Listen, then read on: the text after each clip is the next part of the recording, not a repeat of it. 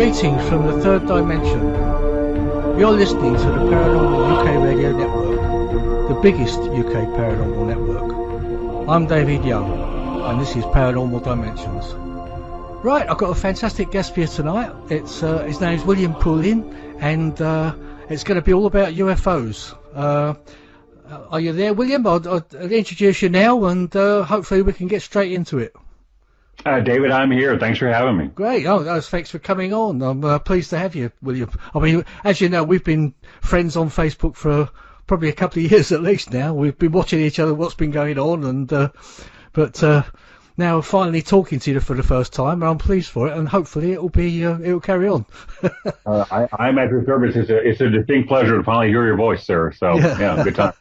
Anyway, I'm going to say to the listeners out there, you might hear an improvement in my audio equipment. On my last show, apparently there was a lot of problem with the sound, but I've invested in a new microphone and recorder, so hopefully things will be a lot better this time. Anyway, I should go straight into this now and say, how did you originally become interested in the subject of UFOs, William? Well, I grew up as a young fellow watching sci-fi, things like that, movies and television. And I really didn't have an opinion about the UFO issue. I guess I was kind of a hardened skeptic.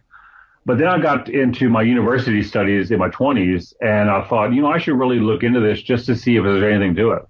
And I think I was about 22 at the time.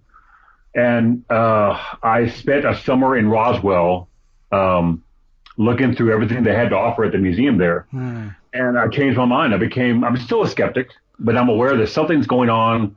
Nobody has the answers. It fascinates me. And ever since then, I've been pretty obsessed with it. So yeah, you've got to start out as a skeptic, haven't you? You can't just believe everything that's thrown at you, because there's so much rubbish on Facebook, or not just Facebook, on YouTube and everything online. And probably 90% of it's rubbish. I agree. I agree. Yeah. It's interesting. I mean, Roswell's a fantastic. I've only been there once, to be honest. It went to the museum because obviously it's a long way away from here. But yeah, it's an interesting place. But I think you go there quite regularly, don't you? I do. I end up going there about 3 or 4 times a year. Yeah, fantastic. Yeah, it's just a good place to just. The museum, not the museum, but the library they have attached to the museum is a great source of info, files, magazines. Books, sighting reports, you name it. So I love diving into that and just exploring. Yeah. It's great stuff. Yeah, you came across a few books, didn't you, the other day? Somebody gave you. Oh, yeah. Yeah, a dear friend on Facebook, I think he lives in the northern part of the States, and he's letting go of some of his books, which is something I would never do. No, that's always good, isn't it? Yeah, I know what you mean. He's comfortable with it, and I said, "Well, they'll find a safe place here." So he used the mail, the snail mail here in the States, and mailed me about 13 books or 13 pieces of literature. So I have yet to touch any of them, but I will by the time the summer comes. So yeah, it's fantastic. I saw that some of them are quite collectible, aren't they? I mean, they're quite rare. Some of them. I am in his debt. Yeah, He's a fine man. Have you actually seen a UFO yourself, or think you may have done, or? No, I've never seen anything or experienced anything out of the ordinary. I never have. Oh, right. Yeah, I'm completely convinced that something's going on, but I myself have never seen anything. So right. I'm always fascinated by listening to people who have experienced something. It gives me a point of view I don't have. So yeah, I mean, I saw one. I don't know if you know this story, but I saw one in I think it was 66 or 67 here in the UK in Essex. It was going across the night sky. It was like a large oval orange object, silent, and I was watching it for probably a good 10 minutes. And it gave me kind of a peaceful feeling watching it, if you can understand that. But it was definitely something weird. I mean, back in 66, 67, I think it was 67, because I was walking home from my girlfriend's house at the time, and probably about 1 o'clock in the morning. It was dark, and there's this orange object going across the sky. So what that was, I really don't know. Yeah, that's outstanding. I would love to experience something like that. Perhaps shuffle off this planet, I'll see one, but nothing so far. So Yeah, well, you've got to keep your eyes open. You never know. And, yep, you got to keep looking up. Everyone looks down here in the States. Everybody looks down at their phones. Yeah, I know. They never look up. I'm like, okay, how you gonna see a UFO if you don't look up? Yeah. But this is to me, so Yeah. I mean, I'll tell you what. Before that, I'll give you another little story. I know this is supposed to be your show, but I'll just tell you a couple of my little stories as well. I was living in London. When I was living in London as a child, I grew up in London, and when I was about 8 years old, I was sitting on my steps at home, looking up at the stars, and suddenly I'm watching a star move and stop and move and stop. Now this would have been around about 1958. So what the hell that was, I've always wondered, because back then I just thought, oh, it's a star moving, and. So I really don't know what that was. I know now that stars don't do that. So what that was, I don't know. It's interesting that people experience things and they may write it off as a star or a comet or what have you, but as they get older and more knowledgeable, they realize they saw something that wasn't what they thought it was. Yeah. And like you just said, you thought it was a star, and now you're convinced it probably wasn't. And who knows what it was? But that's interesting how enough time gives you a different point of view. Yeah. Oh, it's always stuck in my mind. I mean, stars don't move and stop and move and stop, and it was definitely doing that in a downward motion. So what that was, I don't know. It doesn't sound natural to me. Yeah. No. I mean, what motivates you? What keeps you going to be involved in this field? Because there's a lot of frauds and stuff going on, and it's a little bit disheartening sometimes, isn't it, when you find out about some of the fraudery that goes on, if that's a word. No, that's a good term. I just want to know the answers. I am very comfortable saying that I don't know the answers, and I'm always searching for them. It's almost like you have to weed out the crap. Pardon my French. Oh, definitely. Yeah. From these frauds and charlatans and these cases that are hoaxed to find the cases that are legitimate. But it's worth the effort because there's a core of cases that are unexplained and challenge a scientific mind. I'm kind of a grounded guy, so I like seeing evidence. But it's fascinating to interview people and hear their testimony, and it gets my mind thinking, okay, what did they see? They saw something that they can't explain, and the majority of those people are pretty regular, they're average individuals. They just want an answer. They really don't. They're not enamored with their aliens. They just want to know what they saw. Yeah. And it's good. And that's interesting. That's what I'm saying. Most of those people that are really genuine, they're not looking for stardom or anything. That really, a lot of them don't like to tell the story because they'll get made a fool of usually. I mean, yeah. I know how that feels because when I was telling my little stories, you think, oh, maybe I should just shut up. Yeah, ridicule is a huge deal. Maybe a little less so nowadays, but I might be wrong saying that, but yeah, it's troublesome. Somebody experiences something and they're afraid to talk about it because they're afraid of being laughed at, and that's a horrible feeling. I can only imagine. Yeah, I mean, to my mind, it's ridiculous to think there aren't any aliens. Whether they're actually coming here is another matter, but I think they probably are, and I believe, that's my belief anyway. I mean, the trouble is you can't prove it, can you? You can only think what you've seen. I don't know what your feeling is on that. I'm with you there. I mean, the number of stars and planets we found, if you extend that to the known universe, the numbers kind of dictate the chances of us being alone in the entire universe are pretty much zero. Absolutely. Yeah. The issue is being able to prove if any have come here. And my personal position is I think alien visitation has occurred, but I don't think it's anywhere near as common as what's portrayed in the UFO community. But it's impossible to prove. No.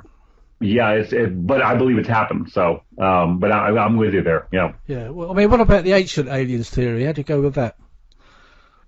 I don't know. I'm afraid that some of the researchers, because there's megalithic structures or things that they can't explain or things that have been built and there's no evidence as to who built them, they immediately make the jump to alien as opposed to being more cautious and thinking, okay, the further back in time you go, the less evidence there is of anything. So it's hard to nail down one theory. My gut tells me the majority of these things are built by humans. We just don't know enough about our own history to explain them. But I mean, there's no reason why not. I mean, there's no evidence against it, but I think I'm a very cautious guy, so my gut tells me it's not alien, but there's always a possibility. But I'm not. I don't really get into that kind of side genre of UFO research too much. Maybe I'm turned off by all the TV shows about it, but I don't know. But I'm I do find them fascinating. I have to say myself. Yeah, Ancient Aliens comes to mind, but they've been on like a million years. So yeah. I think the good thing about those programs, at least they give you some good aerial shots of the areas and like the ancient monuments and everything like that, and to see them from the air is fantastic. You know, places that you never be able to get the chance to go to yourself. That's true. Yeah. I have good college friends that have done quite a bit of traveling overseas. The things that they've seen things in person I've not. And I always envy them because they've seen a lot of these. My best friend from college went to Machu Picchu in South America. Yeah. And he said it was gorgeous. It was awe inspiring. And all I've seen is pictures. I've never been there, so I envy his experience. And you're right. The TV show does gives individuals an opportunity to see these things at least on a screen. Yeah. When they may not ever make it there in their lives. So that's true. Yeah. Yeah.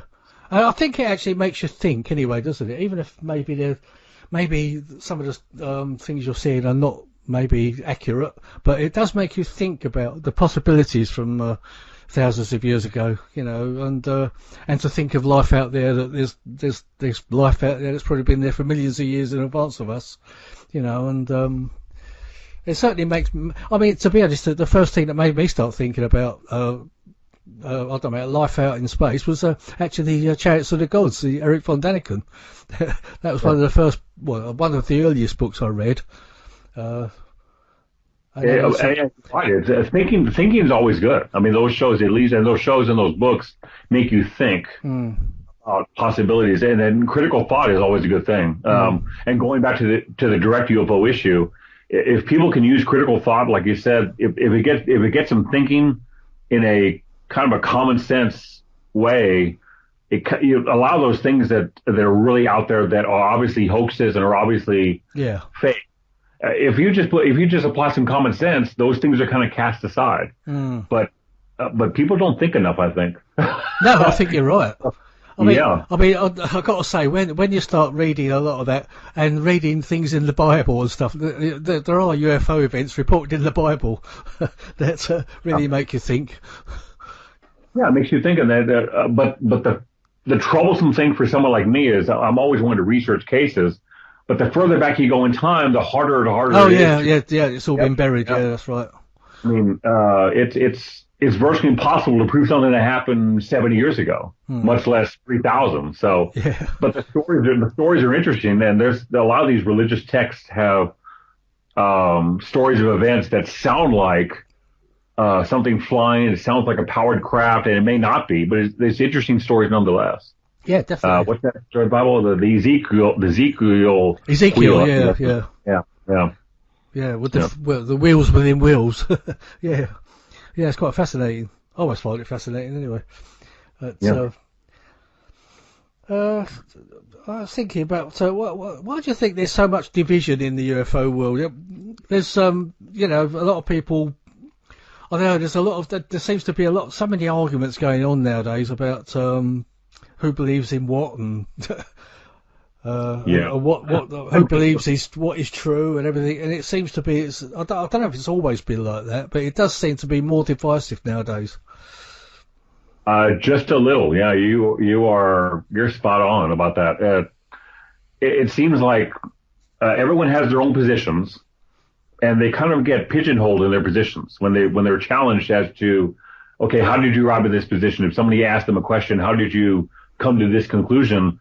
A lot of people don't really know why they believe something. They just kind of heard it in a book, or they saw a DVD, or they saw an interview, and then they kind of double down. Yeah. It's become very polarized. Here in the States, the political scene is horrible. It's very polarized. People don't talk to each other. And in the UFO community, it's kind of the same way. I mean, I was raised to be a gentleman. I can agree to disagree. I can have a cordial discussion with somebody. They believe something totally different. But at the end of the day, we're still friends. We can discuss things and just say, okay, you think that, I think this. We'll just move on. Yeah, that's the way it should be. Yeah. Yeah, it should be like that. But it's very polarized. I don't know why it started. It's progressively getting worse, I think, sometimes, and it becomes it gets to the point where people conduct themselves horribly. They call each other names. It becomes very childish. I'm thinking, okay, these people are grown adults. They're not 12 years old. Yeah. But it's unfortunate it does get like that. Yeah. As to why, I have no idea, David, why it's like this. Well, you get to the point where all you're doing is you're asking a question that doesn't quite sound right, and you want to know more about it, and then you start getting insults and swearing thrown at you, swear words thrown at you. And you think, well, what the hell's going on here? And they don't seem to want to answer the question that you're asking. They just want to basically just insult you and throw swear words at you. Yeah, and I know you've seen some of it on your websites, haven't you? Yeah, I keep I keep my websites under control. Yeah, the rules are there for a reason. That way, whether it's you or I or anybody else can actually talk about their experience without fear of being ridiculed. Yeah. That's a huge deal for me.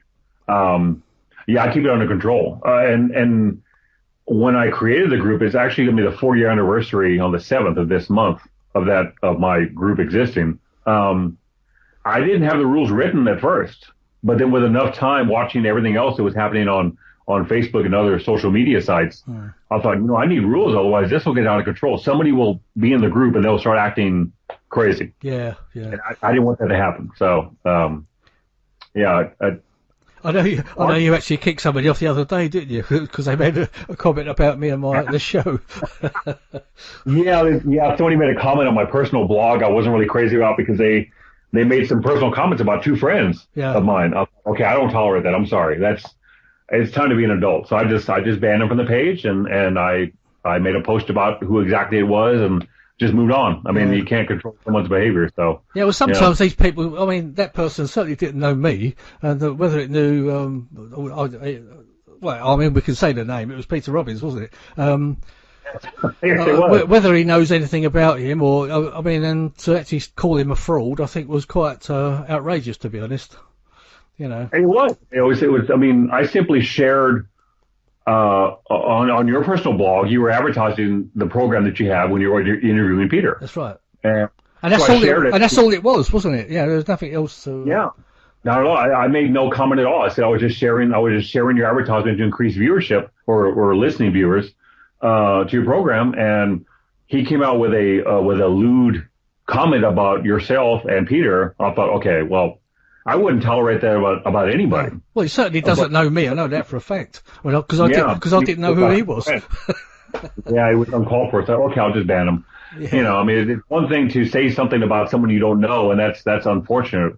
But he said something about 2 good friends. I'm like, okay, well, that's not gonna flow with me. So yeah, bye bye. Yeah, unfortunate. There's a few nutcases like that around. A few, So yeah.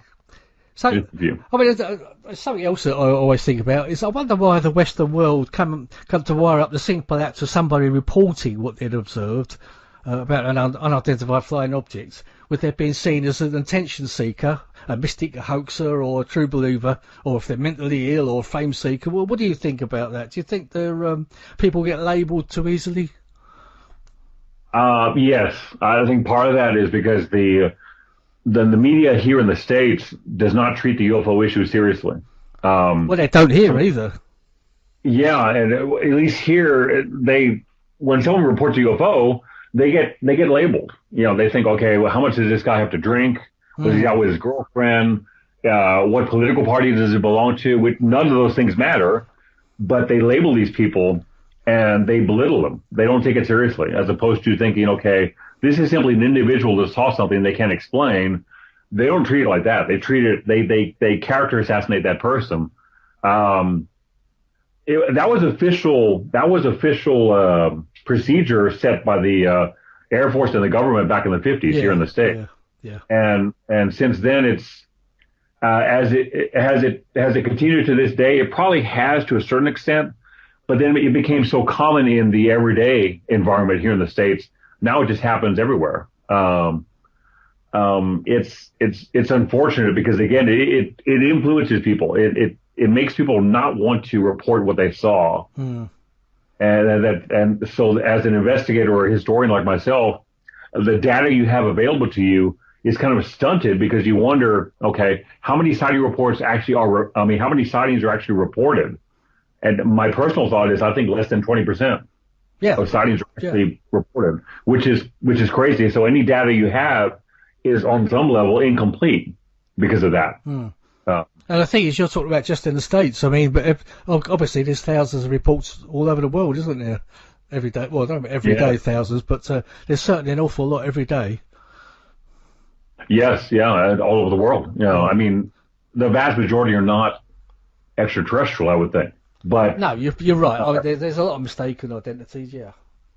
Yeah, but at the same time, I mean, some maybe, and if there's even one that's potentially extraterrestrial and it doesn't get reported, that's a huge loss.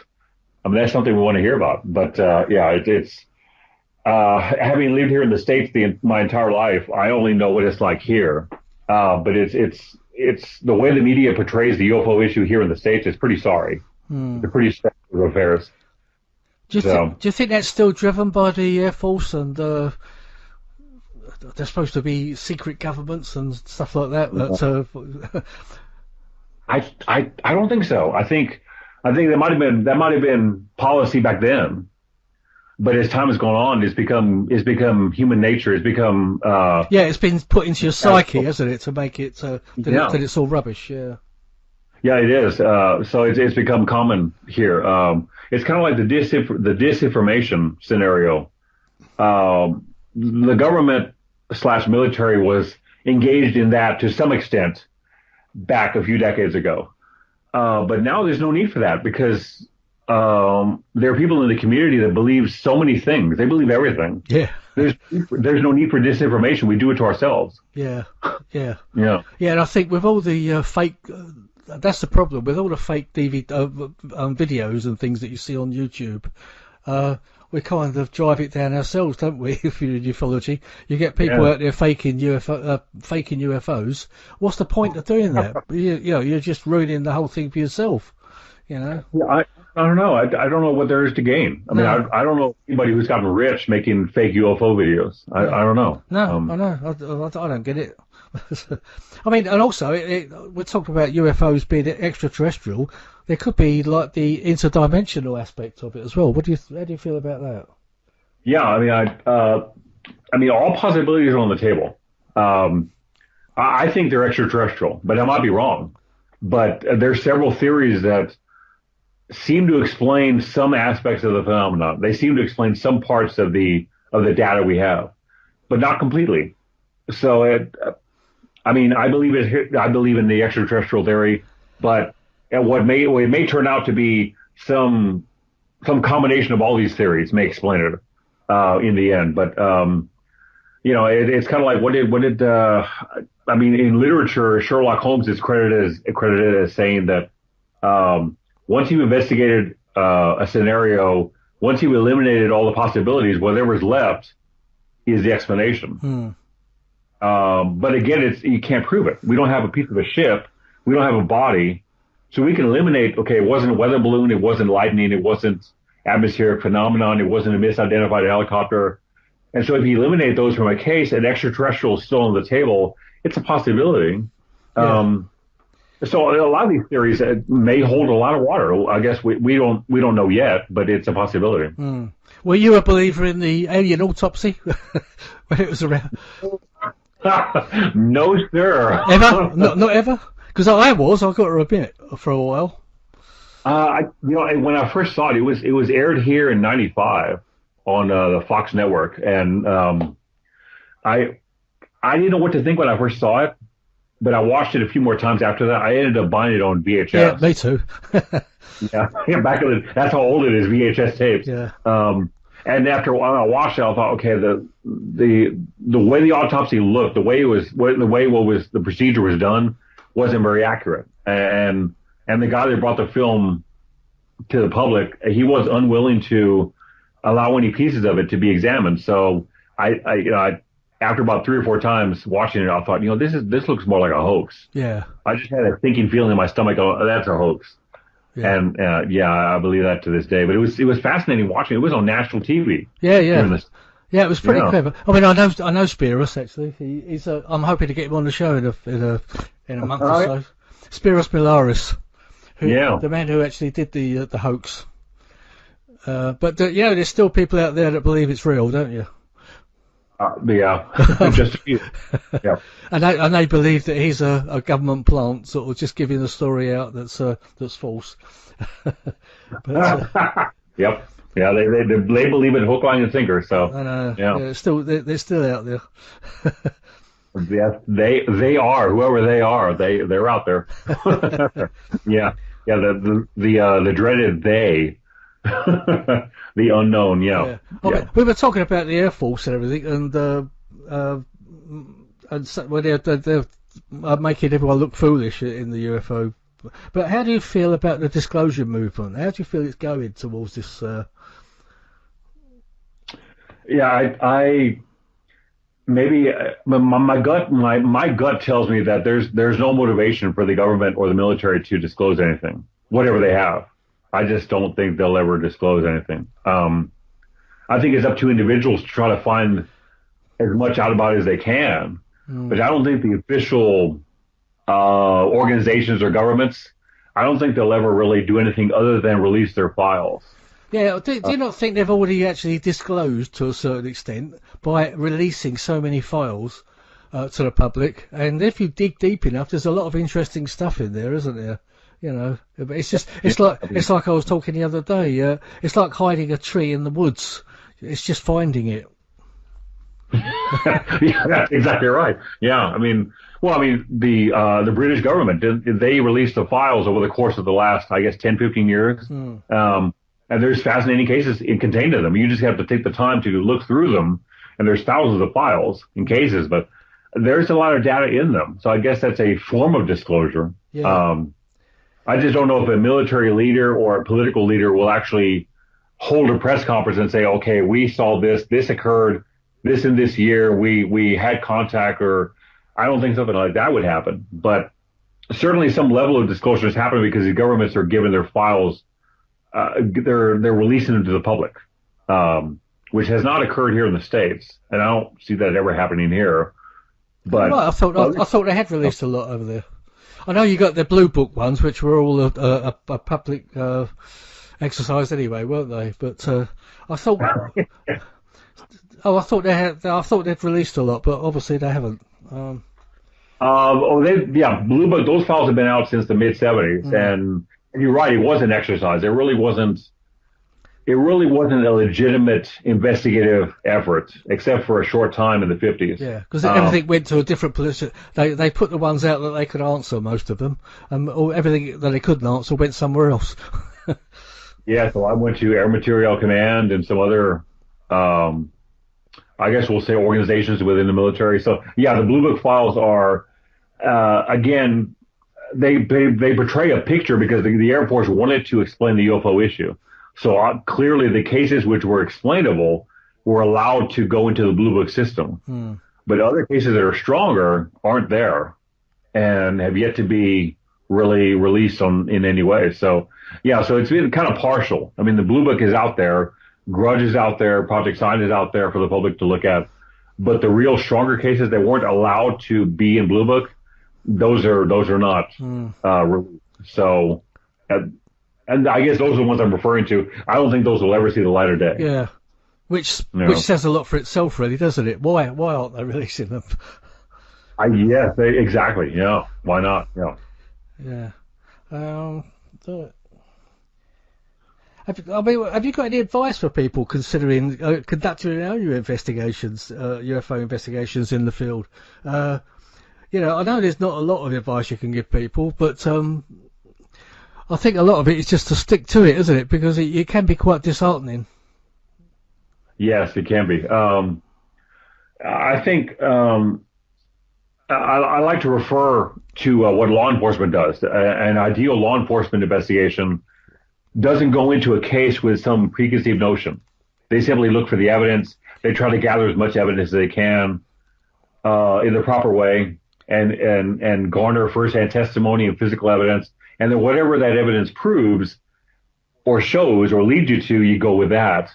I think a lot of times in the UFO field, the investigators have a preconceived idea. They have a bias as to what may have happened, and they approach a case with that bias. And I think, and that occurs, and David, like you said, you just keep your nose to the grindstone. You keep pushing. Yeah. It may get frustrating. It gets tiring. It's a never-ending process. And you come across a lot of cases that are mundane and explainable, and you really see nothing really outstanding in your work. But you got to keep pushing, because sooner or later you'll find one. Sooner or later there's a case that's unexplained. And yeah, keep pushing. That's I guess that's the best advice. Yeah, because it seems to me a lot of people go out on these sky watches expecting they're actually going to see something, and yeah, that seems to be the case. Yeah, they're expecting to see something. Yeah, it probably happens a lot in the States as well. I know you see little clips and things. In fact, you did a sky watch a while back, there, because we had someone come over from the UK, actually. I can't think of his name now. He's one of our presenters, and I remember seeing you on the telly, and I sent you a picture of you on the television. Yeah, I apologize to British television for showing my ugly mug, but no, it was a sky watch after a field trip that was conducted by the local Houston MUFON chapter. Yeah. They've gone out. We went out to explore the Cash Landrum sighting area. And that case happened in 1980, actually the same weekend as the sightings in Rendlesham Forest. Same weekend. Oh, right. Yeah. So we did a little excursion there, came back. There was food and drinks, and we just going to have a sky watch. And this gentleman who is a celebrity in Great Britain, I don't know his name either. No, I can't think. I'll think of it in a minute. Bradley Walsh, his name was. That's right. Okay.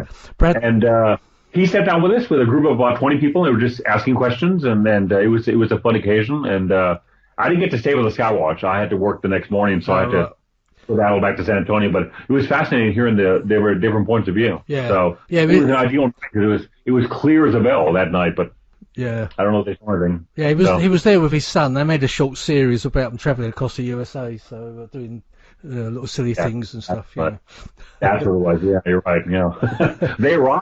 They arrived pretty late. They arrived I think it was 11:30. Yeah, I think they got lost or something. They got lost. Yeah, it was pretty late. It was everybody was kind of wearing down, and then they arrived at 11:30 p.m. local time, and everyone's energy level kind of picked up, and they kept going. Yeah. So everyone was about to go to sleep, and they turned up. Pretty much. Yeah. And where the Skywatch was kind of on the outskirts of Houston, and it was kind of hard to find the spot. So it wasn't a stretch to imagine they got lost. It was, I figured they would. So yeah, that's what happened. Yeah. I mean, that's a crazy city for driving, isn't it, Houston? Wow. I mean, Yeah, the outskirts of Houston extend about 30 miles. Oh, well, yeah, I know when I was there, all the freeways and the overpasses, the underpasses, and it's so easy to get lost, and you end up on the wrong road, you've had it. It's horrid. It's outrageous, yeah. If a UFO crashed in downtown Houston, there's no way they could cover it up. Yeah, but again, that hasn't happened, so, yeah. What do you think? What do you think the most, the biggest challenges facing UFO research today? Is it trying to wade through all the bullshit? I suppose, really, isn't it? It's yeah, pretty much. It's. I mean, it's. The UFO community needs to be looked at in a positive light, and right now, at least here in the States, it's viewed as like a pseudoscience. It's not taken seriously. And that's a result of all the hucksters and charlatans and hoaxing going on. Yeah. That's why it looked like that. So that's one struggle. The other struggle is there's a shortage of investigators. The good ones, yeah.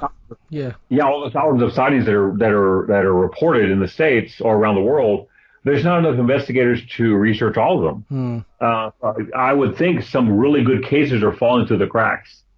And another aspect that would help us would be if we were treated in a more legitimate light by the scientific community. Yeah. That would be a big deal. but none of those things have happened yet. So I guess we're all pushing toward that. We're working for that. Yeah. I mean, do you feel there's too many kind of, I don't really want to call them entertainers, but I know that they are called entertainers in the UFO world when they go on and just do all the talks and things, when they could be doing some really good investigative work. And I think a lot of it, they're probably just relying on the internet themselves a lot of the time. Agreed. Yeah. UFOtainment. I have a good friend, my good friend Ray Spivey, who's in my group. He calls it UFOtainment. When these television programs are put together and they portray the UFO phenomenon with a script and a screenplay, and it's not portrayed in a accurate, factual light. And then you have shows like Ancient Aliens, UFO Files, which have some information in them, but the vast majority is just kind of speculative and in some way it helps. I mean, the new show Project Blue Book on History Channel, it may get people interested in the UFO issue, but the show itself does not portray the events accurately. No. So there is a double-edged sword. It really is. But I guess if it gets one or two people involved in investigations, it's a good thing. Yeah. But you have to view it. You have to view it like, okay, this is just a TV show. This is not real events. Yeah, I haven't seen that yet because it hasn't hit the UK shores yet. But well, officially anyway, I think there's been a few illegal copies floating about. But yeah, I imagine that. But I'm looking forward to seeing that at some point. I was always a great fan of the X-Files and things like. That's why I can't understand why it's not taken more seriously, you know, because the X-Files was quite a serious program, and people took it seriously, and yet then when you talk about the real cases, they kind of take the mickey out of it, you know. It's that's what I don't quite understand. I don't know. I mean, the X-Files was a good TV show. It was well written. Again, it wasn't accurate to facts for cases that may have been written into a screenplay, but it was a serious drama. But you're right. People can't take that jump to looking at UFO cases in a serious light. They belittle it. Yeah. It's like artistic license, they call it, don't they? Yeah, they did. Yeah. I don't know why people can't take the UFO issue seriously. Some do. There are people that do. But I don't know if the average citizen takes the UFO issue seriously. I don't know. I think a lot of them don't. But that's just my opinion. I see both. I see people that take it seriously, and other ones just kind of blow it off and make fun of it, and or don't even look at it at all. So I don't know. Yeah. Do you have any other interest in the paranormal? Are you interested in ghosts and hauntings and things, or is it mainly just UFOs? Mainly just UFOs. I like a few other fringe topics like the Bigfoot scenario, Loch Ness Monster, things like that. Yeah, because I grew up fascinated by dinosaurs. So the idea that ancient species or unknown animals may exist in nature, I find that fascinating. But as far as my research, it's all UFOs. Yeah. Well, sometimes the Yeti or Bigfoot is actually linked to UFOs, isn't it? So you don't know. Yeah. Is it some sort of or even interdimensional stuff, isn't it? It's linked to it. Same as our Loch Ness Monster, because I had Malcolm Robinson over on a couple of weeks ago. I don't know if you heard it, but he was talking about the Loch Ness Monster, and we went into the interdimensional aspects of it there on that show. Yeah, I heard that program. It was good. You're right. There's UFO cases that have a Bigfoot component. I don't know what to think of them. They're what Dr. Hynek used to call them high strangeness cases. They're not just a nuts and bolts daylight disc. They're cases that border on the paranormal. I don't know. I'm a pretty grounded guy. I mean, I have no idea what's going on there, but it's fascinating how some aspects of the paranormal tend to bleed into each other. Oh yeah. So, some UFO cases are so bizarre they bleed into other things, and you got crop circle enigma and cattle mutilations and things like that. If there's a connection, I don't know. Yeah. But it's always fascinating discussion. So how do you feel about the crop circles? Yeah, I was asked this last month on another program. I don't know. I saw. You're like me. You tend to want to believe it, don't you? But Yeah, I'd be fascinated if they were trying to communicate with us using structures put into or carved into crops. I don't know. I haven't read enough about it. I've seen a few programs. I have a couple of books on it in my archives, but um, I don't know. I know there's a lot of hoaxes. Oh yeah, definitely. There, But yeah, a lot of I hoaxes. think the thing is, when you start, we go back to the ancient aliens again. Some of the designs that have been made at Tianacu and all that sort of places in Peru makes you wonder about the designs that you see there and the designs you see in the cornfields. You know, Yeah, it does. Because ones that you can still only see from the air. You know, it's yeah, and there's some that are unexplained. There's some that are clearly hoaxes. There are some that are examined and proven to be hoaxes. oh yeah, But it's still they defy explanation. Um, so that by itself makes it fascinating. I don't know what's going on. join the club. I mean, it's like I always say, there's no experts in this field at all, is there? No, no. The term UFO expert is an oxymoron. Yeah. That makes no sense. No. But it's thrown around a lot. Yeah, but I guess crop circles is more of a European enigma more than the States. Yeah. It happens here occasionally, but it seems to be much more in the British Isles Yeah. than here in the States. It's like I always say, we're all trying to learn from each other, aren't we? Or you'll know a bit, I'll know a bit, and somebody else will know a bit, and we try to put it all together and come up with some kind of an answer to it all. But so we never do. Yeah. Well, that goes to the question you asked me a while back about how the UFO community, as far as research, can improve. Researchers can talk to each other. That would be a big help because somebody in France or Britain or Peru or the States might have some answers or some data that's fascinating. If they talk to somebody across the pond or somebody from India or somebody from Japan who might have similar data, that goes a long way. But I think a lot of researchers, a lot of groups don't really do that. They don't talk to each other. Yeah, they just keep it to themselves within their own group. So I agree with you. Yeah. Yeah, if they communicated more, I think that would be a big help.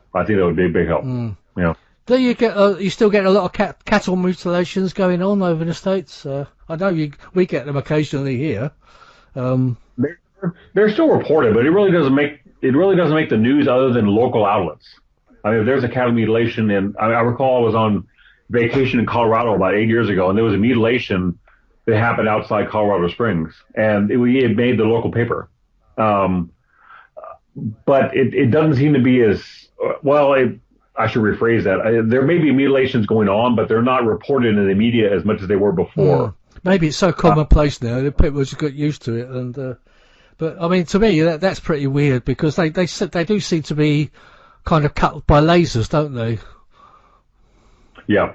I think you're exactly right. It's become commonplace. So it's not anything out of the ordinary because it's happened so often. People say, "Oh, it's another cattle mutilation. No big deal. Why spend the money or the time reporting it in the newspaper?" Yeah, and of course it's not always just cattle, is it? It's horses and sheep and all sorts, isn't it?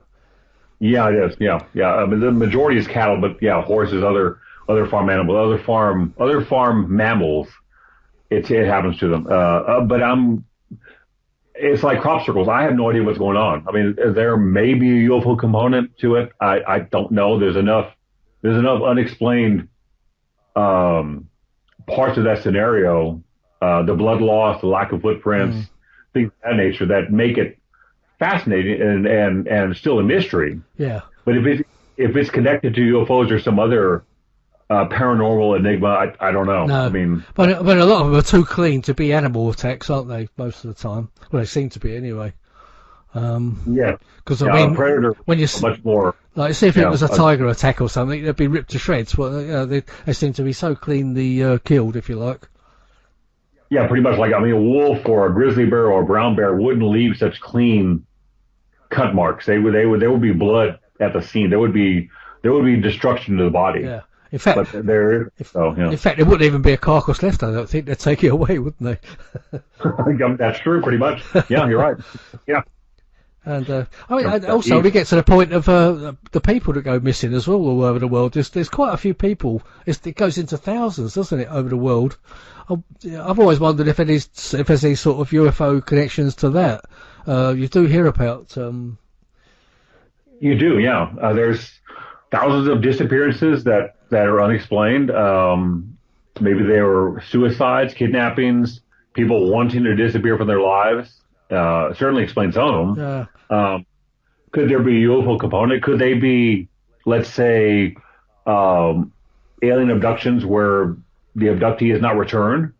I guess that's a possibility. I mean, there's no proof that's not transpiring. So but you're right. There's thousands of people that are reported missing, and it makes me wonder immediately how many people go missing and they're not reported.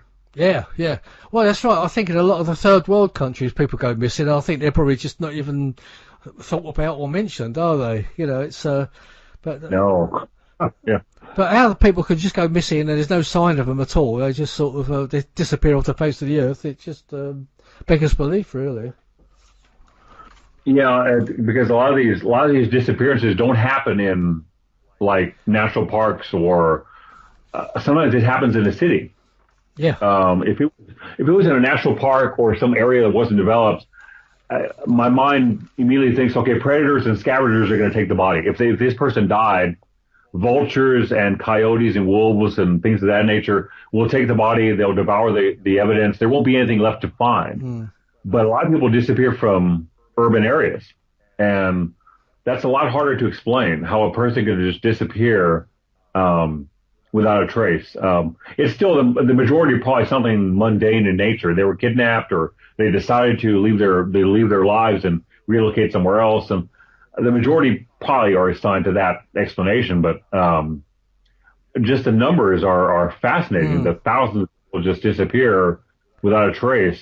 That's an interesting scenario. Yeah, well, it's terrifying in some respects, isn't it? When you think about the amount that do go, when you actually look at the figures, Yeah, I imagine it's terrifying for the families they leave behind. Yeah, definitely. Yeah. So, what do you least like about ufology? Is it the backbiting and everything? It's yes. I know it's an easy answer, but. It is. I mean, I have friends that I disagree with completely. Yeah. But we get along just fine. It's just those individuals that they just want to backbite. They want to ride your coattails. They want to call you names. They just, I don't know why that happens, but it does. It's, I just brush it off. I either block them on Facebook. Actually, I don't have anybody blocked on Facebook other than that one gentleman. And I'm using that word gently. The gentleman that made the comment about yourself and Peter, I blocked him. But beyond that, I have no one else blocked on Facebook. I just don't interact with them. Right. Yeah. There's a lot of that stuff going on.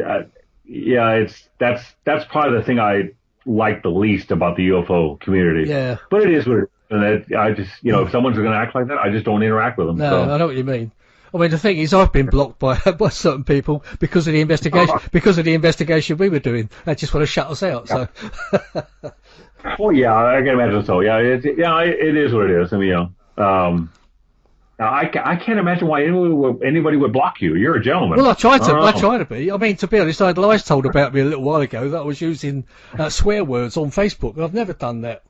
I did use an F word in a private message to somebody, which then was put on Facebook. Yeah. But that was because I was very annoyed about something, and that fella had no problem with it anyway. So, that was just that's because that's all they could use against me, really. Yeah. I have one friend on Facebook. He's a very grounded guy, and he sent me a photograph. I guess he screen saved a thread on Facebook where a couple of guys that have unfriended me were making lewd comments about me. I'm like, okay, I don't know. I don't think I'm two-faced. I don't think I'm this, that, and the other, but they had this opinion of me. I thought, well, I mean, I can't help what people think about me. I mean, that's right. But it's kind of bizarre how that happens. Yeah. But it is what it is. I mean, Well, I mean, people don't know you, but then they sort of make a judgment against you. I don't judge people until I actually know them. And I've judged people wrongly in the past as well. They make judgments of people that they don't know or people they've never met in person. I mean, it's kind of bizarre. Yeah, they make horrible comments. I wouldn't make some of the comments I see on social media. I wouldn't make about my worst enemy, much less somebody I've never met. Oh, exactly. But Yeah, it's out there a lot. It's pretty interesting. Yeah. Hence the rules in my group. Yeah, I mean, I've always found you've been pretty straight talking and honest in what you say. I've never seen anything that where you've insulted anyone for any reason. I know you would usually pull up people on insulting others or using bad language or whatever. There's just no need for it. I agree with you. No, I would never do that. Yeah, I would never insult anybody. If I disagree with them, I would tell them, well, I disagree with you, and that's it. I would never insult anybody. No, that's I wasn't raised like that. So no, well, me either. You know, I was brought up quite good. But yeah, that's good. Yeah. I mean, what do you like the best about ufology? Oh, the friendships. Yeah, I was going to say exactly the same thing. Yeah, the friendships. I mean, I look forward to going to Roswell every year and talking with the researchers and authors, emailing them, keeping in contact with them, building friendships. People I know in the community that are cordial and friendly, and that's great. I love that. You don't need to agree with them. They're just your friend. They have different positions. They believe in different theories. None of that really matters because you're friends. I love that. That's the best thing about it. Yeah, I was going to say exactly the same thing. Even if there's people that you've never met, you do become friends on Facebook. I know it sounds a bit silly. You do become friends on Facebook. You do get to know people, and eventually, hopefully, you will meet them. The same as you and I. This is the first time we've spoken, although we've known about each other for a couple of years at least. And you know, and we're friends now. You know, you can call me anytime, William. And, yes, that works both ways. Yeah, that's the way social media should work. People from across all areas of the planet can build friendships, even though they never meet in person. Yeah. They can interact, and that's a good thing. It's unfortunate that you have people that misuse it to attack people. Yeah, certainly. Yeah. I mean, hopefully, I'll get to meet you face to face one day. We'll see. I think that will happen. Yeah. Yeah. I don't know if you ever come over to the UK, do you? Never have, but I've been invited several times. So at some point, I will make that happen. Right. I mean, I'm running a conference this year. I mean, in September actually for Colonel Holt. Colonel Holt returns to Woodbridge. Yeah. That's in reference to the previous appearance at Woodbridge, where there was a big hoo-ha about it. Peter Robbins wrote a book about it, which he's since withdrawn, and they've all become friends again and everything like that. And I mean, you've probably heard all that story anyway. But it's good that you just bury the hatchet. Yeah, that's right. You make things work. That was a good thing. Yeah, that's a good. Absolutely. Yeah. It was music to my ears anyway to know that all these people have been, got back together again. All these people that have fallen out over certain issues. If they can, the fact that they buried the hatchet, they're getting along again. That means they can move forward and start investigating some more. They can keep working. They can keep pushing forward instead of kind of nipping at each other's heel. Yeah. That's a good thing. Yeah. You got any other radio shows lined up? I think I'm going to appear on Radio Wasteland out of Redding, California in about a couple of weeks. Oh, right. If you can send me links, I'll put them on my Paranormal Dimensions page. And I appreciate that. Yeah, I'll be sharing your stuff too. We got to help each other out. Yeah. So I'll put certain links and things from yourself on the page and everything, so people can find you and your groups and everything. I'll put some links on there. Right. And, yeah. And a few pictures. If you want to send me a few pictures, I'll put some pictures on there. I'll send the ones that are the least ugly. We'll go with that. Yeah. I'm not really enamored with how I look in photographs. So I'll send you one. Oh, we all sort through them and find our best ones, don't we? Yeah. This is true. You're being very kind. No, I do the same thing, honestly. In fact, when I listen back to myself on these radio shows, I think, do I sound like that? And I think everyone thinks the same thing, though, don't they? Same as when you see your own pictures. I think you think, I don't like that picture. Yeah, I recall the first radio program I appeared on was Radio Wasteland, I guess January of last year. And they sent me a CD copy of the program. No, a friend of mine recorded it and sent me a CD copy of it. and I played it, and I thought I sounded horrid. Yeah. I was, That's what I'm saying. I don't think anyone likes the sound of their own voice. they asked me about 3 different cases, and I mispronounced the researcher's name, and I got a year wrong in a case, and I thought I should know this. What it was, I was upset with that, and it wasn't a big deal, but yeah, we are our own worst critic when it comes to pictures and programs and stuff. So Yeah. yeah. Yeah. What about conferences? Are you going to many this year? Just Roswell. Just going to the festival. I'll probably arrive a full week early and do some broadcasts on my blog from the festival, and meet and greet with the researchers, and hopefully take Don Schmidt to lunch and catch up with him. And I know Kevin Randall will be there for the first time in about 7 or 8 years, so it'll be interesting to that'd be good. Yeah, fantastic. Get him in for a while. But beyond that, no. My day job as a tennis coach, my scheduling prevents me from going to other conferences. So it's pretty much Roswell. I didn't actually know you were a tennis coach. Yeah. Local high school here in San Antonio. I'm the head tennis coach, and so my ability to travel is kind of stunted. Yeah. Except during the summer, I'm off like 4 months of the year, so that's when I get to go to conferences, and so it's really just Roswell this year. Yeah. But yeah. Did you ever play John McEnroe? No, I saw him play live, but I've never met that gentleman. We'll use that term loosely. No. He's all right. I grew up watching him play. Yeah. Nah, he's all right. I quite like him actually. He's quite funny because he comes over here for Wimbledon. He seems all right. I think when he was a tempestuous kid, he was just that tempestuous, I think. Yeah, I agree. Yeah. He seems like a good guy. Yeah. He just has his own opinions. He's kind of temperamental on the court, but he's a good announcer. When he was working in Wimbledon every year, I like his announcer. He's pretty spot on. Yeah, he's pretty good. No, that's a bit of news to me that you're a tennis coach. Oh, good luck with that. I bring it up. I've only been doing it like 30 years. Oh, yeah. So yeah. Worked out. Yeah, that's what I'm saying. It's funny what you find out about people, isn't it? Yeah, it is. I mean, we all have our own attachments, and we discover each other through common interests of the UFO phenomenon. Yeah. I mean, as we touch base, we learn more about our own personal lives and how we pay the bills as opposed to our interests. Yeah, I mean, to be honest, tennis is probably about the only sport I actually follow quite regularly. I don't watch football. Yeah, our British football.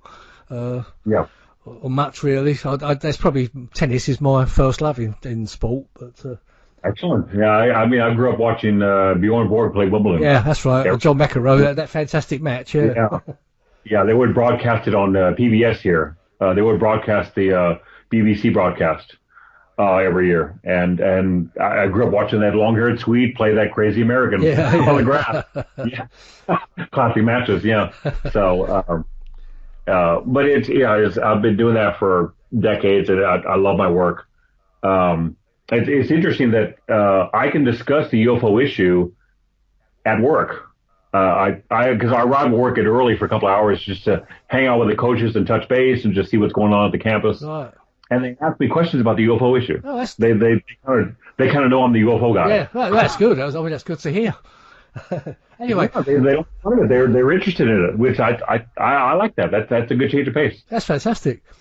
Anyway, on that note, William, I'm afraid we've run out of time. So I'm going to chop you off there, and once again, thank you very much for coming on. It's been fantastic talking to you, and I'm always here if you want to ring me anytime. And hopefully we'll speak again. And I will be in touch. I am at your service whenever you want me on your program. That's great. Thanks, William. And as I say, I'll put some links on the page and everything, and hope you'll come visit and speak to you again shortly. Thank you. Cool. Anyway, everybody, thank you very much for listening. If you've tuned in, if you haven't, then well, you haven't, and that's the end of it. And I'll speak to you again next time. Thank you. Bye bye.